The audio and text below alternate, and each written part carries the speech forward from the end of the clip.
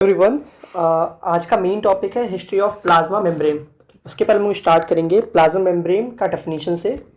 तो plasma membrane is a lipid bilayer membrane which encloses or delimited the structure or encloses the cell contained within it and perform the diverse array of functions।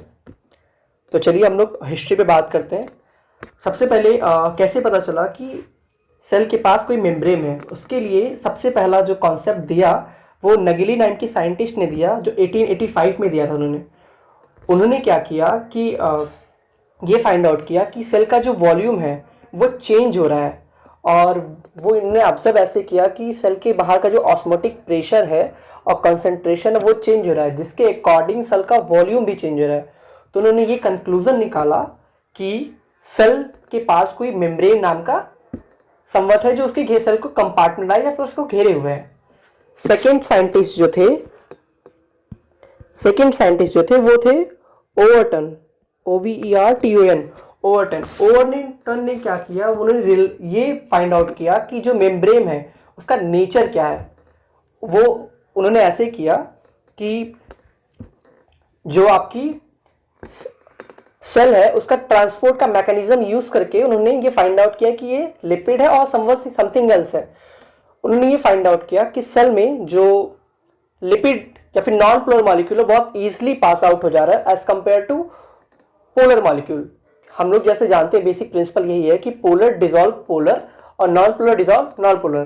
तो इन्होंने ये find out किया कि non polar content जो वो easily pass out कर जा रहा है। तो उन्होंने ये कंक्लूजन निकाला अपने एक्सपेरिमेंट से कि जो मेम्ब्रेन का जो नेचर है वो लिपिड नेचर है। ठीक है। और थर्ड साइंटिस्ट जो थे वो थे आपके ग्रेंटन। उन्होंने क्या किया कि इन्होंने नेचर पता लगा दिया। पहले मेम्ब्रेन पता लगा दिया नगेली ने, ओवरटन ने पता लगा लिया इसका नेचर क्या है। अब ये फाइंड आउट हुआ अगले कि इसकी थिकनेस कितनी है। इसका जो मेन कंक्लूजन है वो दिया ग्रेंटन ने। इन्होंने क्या किया कि erythrocyte means red blood cells का एक लिपिड नेचर उठाया, एक एक्सट्रैक्ट लिया और उसका एक मोनोलेयर का थिकनेस बना के उसको डबल कर दिया। तो उन्होंने ये फाइंड आउट किया इसका वो एरिया कितना है। इन्होंने एरिया फाइंड आउट किया। ओवरटन ने nature of membrane find out किया और नगली ने क्या किया था हमारा कि ये presence of membrane around cell.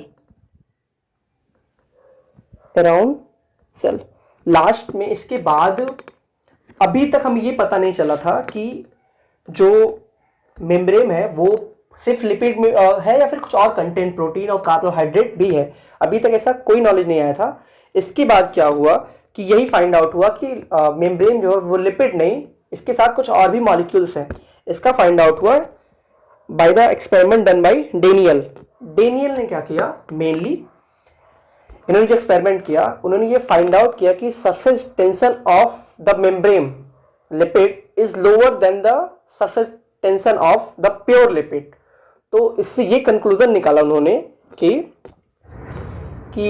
Membrane का जो लिपिड है वो प्योरली लिपिड कंटेंट नहीं है, उसमें समवट कुछ और कंटेंट है लाइक प्रोटीन और कार्बोहाइड्रेट। अब तक ये समय आ चुका था 1940s के अबाउट आ चुके थे और आपका इलेक्ट्रॉन माइक्रोस्कोप डेवलप हो चुका था। इसके लिए क्या, उसके बाद इलेक्ट्रॉन माइक्रोस्कोपी से ये कंफर्म किया गया कि हाँ ये लिपिड बाय नेचर का है और इसमें प्रोटीन कंटेंट भी है।